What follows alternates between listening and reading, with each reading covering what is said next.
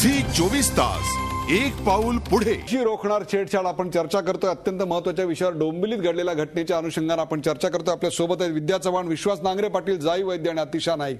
मला या सेगमेंटच्या सुरुवातीला जायचंय जाई वैद्य यांच्याकडे. जाई वैद्य, मगाशी अत्यंत विस्तृतपणे विश्वास नांगरे पाटील यांनी ज्या केसेसमध्ये ते यशस्वी झाले किंवा पोलीस डिपार्टमेंट यशस्वी झालं त्याचं विस्तृत विवेचन केलं. मी त्यांना थांबवलं अशा करता नाही की बघणाऱ्या आई वडिलांना कुठेतरी एक त्यातनं समाधान मिळावं, एक कुठेतरी शक्ती मिळावी. परंतु मला 100% माहिती अशा अनेक केसेस आहेत, कार्यक्रम बघणाऱ्या अनेक मुली आहेत, त्या आता म्हणत असतील की हे सगळं ठीक आहे पण रोज आमच्या आयुष्यात काय घडतंय.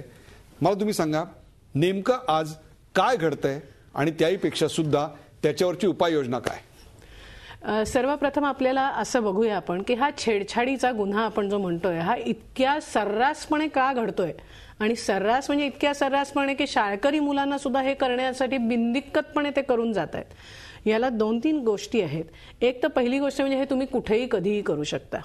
हे तुम्ही जे करता हा टिंगल टवाळकीचा भाग असतो. त्यामुळे तुमच्या पिअर ग्रुपकडनं, तुमच्या मित्रमैत्रिणींकडनं अरे काय बोलला, अरे कशी हे केली, प्रतिष्ठा मिळते. हे एक प्रतिष्ठा म्हणा किंवा कौतुक होतं. आपल्या आई वडिलांना काळजी नको म्हणून अशा गोष्टी फेस करत असून सुद्धा आई वडिलांकडे तक्रार करत नाहीत. पोलिसात जाणं दूर राहिलं. त्याच्या पुढे जाऊन अशी तक्रार केल्यावरती आजही आपण पेपरमध्ये वाचतोय की या डोंबिवलीच्या घटनेमध्ये ज्या मुलीची इन्व्हॉल्वमेंट होती तिने 3दा पोलिसांमध्ये जबाब बदलला.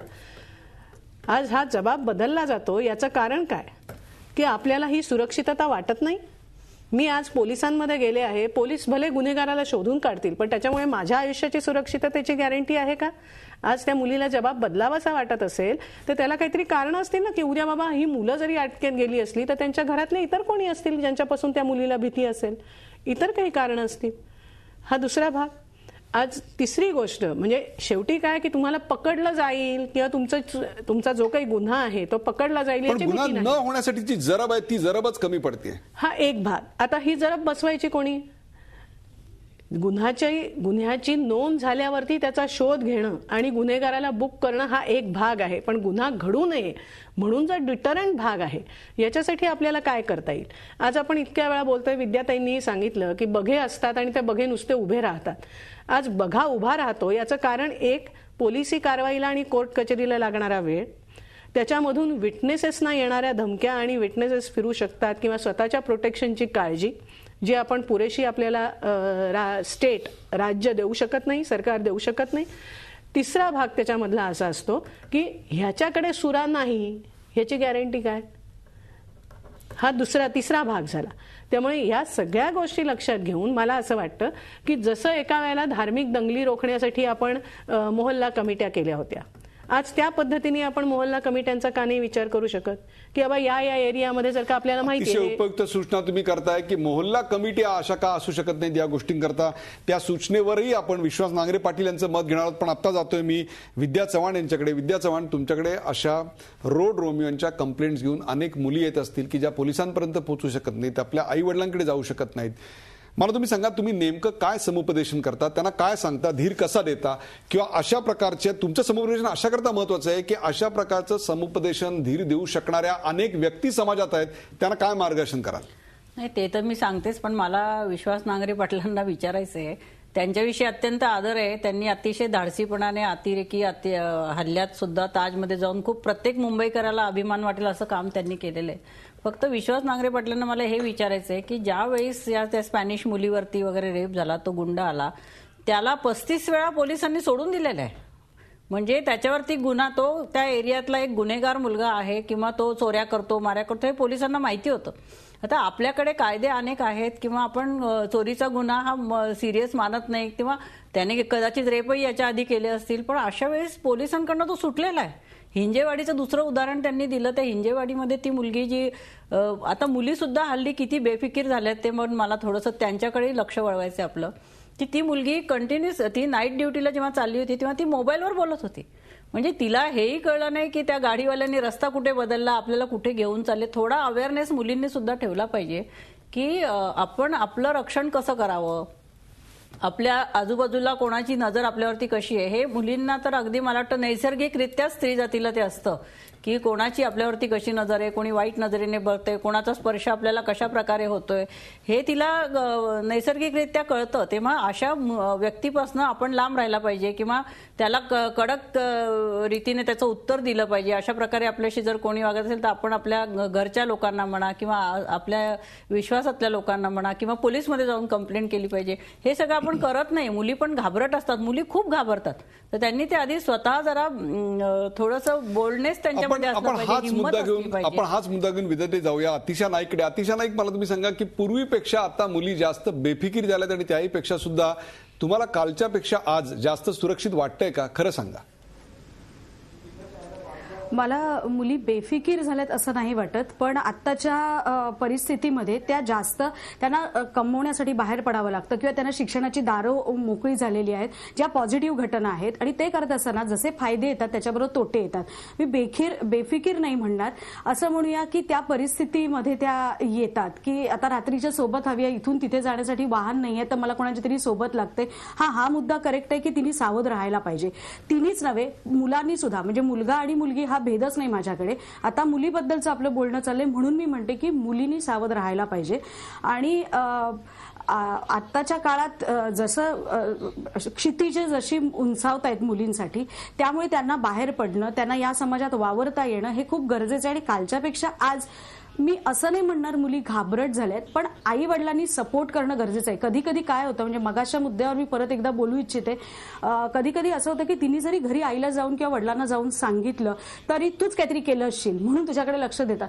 असं करून बाकीच्या मुली जातात, त्यांच्याकडे कसं नाही गेलं लक्ष, असा मुद्दा निघतो. तिचा कॉन्फिडन्स कमी होतो. आपल्यात काही कमी आहे का? एक तर मुलगी म्हणून आपण मग मुलगी म्हणून वावरताना 10 वेळा तिचा ओढणीकडे हात जातो. ह्या अशा गोष्टींमुळे ना साहजिक तिच्यातला कॉन्फिडन्स लेवल कमी होते आणि मग तिचा वावर ना थोडा त्याच्यात हेजिटेशन येतं की त्याचा फायदा, त्याचा एवढ्या एका त्या क्षणाचा फायदा त्या वर्गातली काही विशिष्ट, म्हणजे ही जी विकृत मनोवृत्तीची माणसं असतात ती त्याचा घेतात की त्यांना कळतं की अरे हा ससा भित्रट आहे, मग त्याच्या वाटेला ते जातात, असं माझं स्वतःचं म्हणणं आहे. बरोबर. आपण जाऊया विश्वास नांगरे पाटील यांच्याकडे. विश्वास नांगरे पाटील, एक प्रकारे मी असं नाही म्हणणार की पोलिसांनाच आरोपीच्या पिंजऱ्यात उभं केलंय, परंतु पोलिसांच्या एकूणच ॲटिट्यूडवर, तुमच्या वैयक्तिक नव्हे परंतु जो कोणी याच्यामध्ये मध्ये जायचा प्रयत्न करेल त्याला पोलीस आपले मित्र आहेत असं वाटत नाही. वस्तुस्थिती आहे.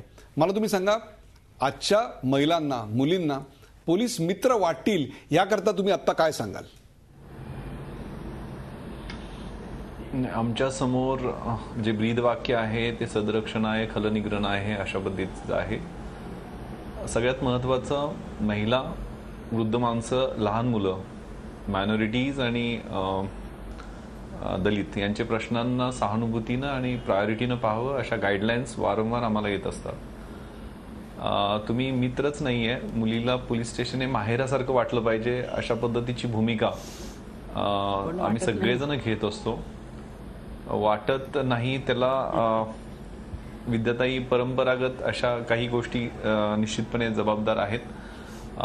सिनेमामध्ये नेहमी दाखवलं जाणारं पोलिसांचं चित्रण, वर्तमानपत्रात येणाऱ्या बातम्या, टेलिव्हिजनवर आपण जे पाहतो, कदाचित त्यातल्या अनेक गोष्टी सत्य असतील, पण जे प्रामाणिक प्रयत्न पोलिसांकडनं होतात ते दुर्दैवानं ठळकपणे समाजासमोर येत नसतात. आपण अगोदर एका भगिनींनी प्रश्न उपस्थित केला की मोहल्ला कमिटीसारख्या कमिट्या स्थापन कराव्यात.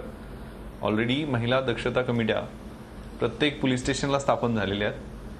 त्यात वकील आहेत, डॉक्टर आहेत, NGOच्या प्रतिनिधी आहेत, शिक्षिका आहेत आणि त्यांचा समाविष्ट अशी एक 15 ते 20. विश्वास नांगरे पाटील, मी तुम्हाला क्षणभर थांबवतोय. महिला दक्षता कमिट्यांची नेमकी अवस्था काय आहे, त्याच्याबद्दलचा काय अनुभव आहे? जाई वैद्य, काय सांगाल?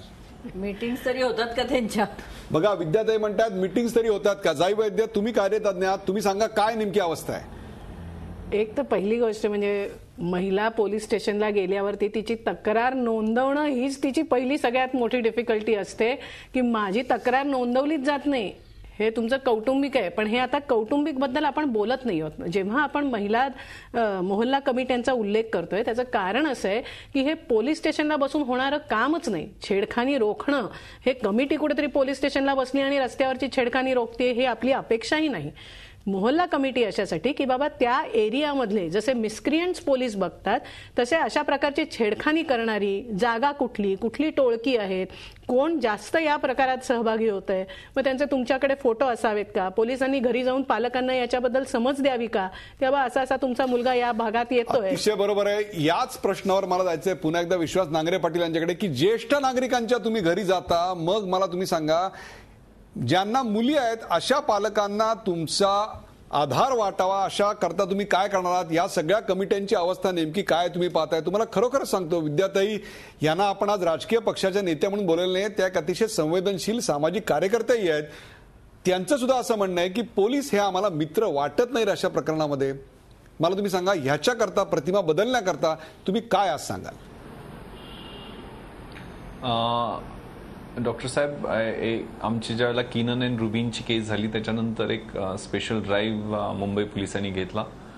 त्यात आपण अलेक पदमसी एक ज्येष्ठ सामाजिक कार्यकर्ते आणि कम्युनिकेशनमधले खूप मोठे गुरु आहेत, त्यांनी एक NGO स्थापन केलेली इज्जत की फौज नावाची आणि विसल ब्लोचा कॅम्पेन म्हणजे वेस्टर्न सबर्ब्स मध्ये ही घटना घडली असल्यामुळं वेस्टर्न सबर्ब्स मधले आपण एरियाज आयडेंटिफाय केले. झी 24 तास एक पाऊल पुढे.